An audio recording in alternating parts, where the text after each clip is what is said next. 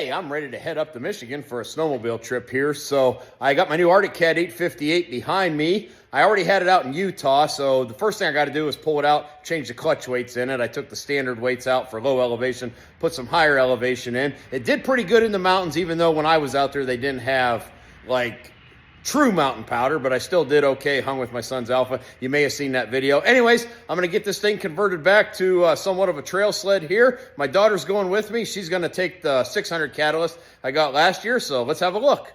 Yep, so I ordered this 858 Riot last year. I traded in my 21 800 Riot for it, and I wanted a green Arctic Cat, or as much green as I could get. It's been a while since I've had a green Arctic Cat. Got the touchscreen display in it, and then the 600 that I had last year, that I never really rode this sled much. My daughter did out in Wyoming last year.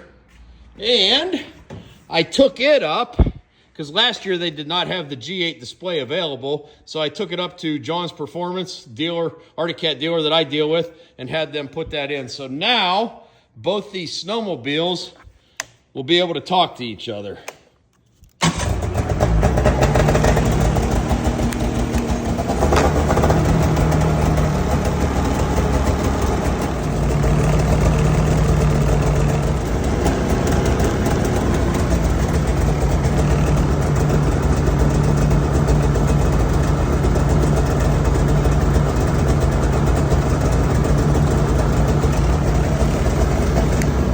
A little two-stroke smoke here out in the barn, so I'm going to pull this out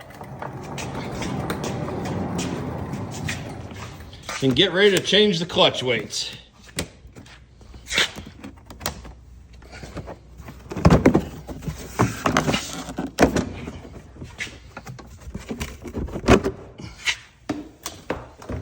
So yeah, there's 3 clutch weights in here for those of you that are not familiar with snowmobiles.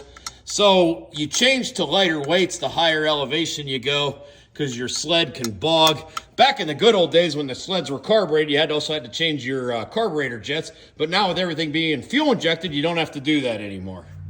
The other thing I'm going to do is change out my runners or carbides on the skis. So since Michigan is mostly trail riding, I'm going to put these twin 6-inch carbides on here.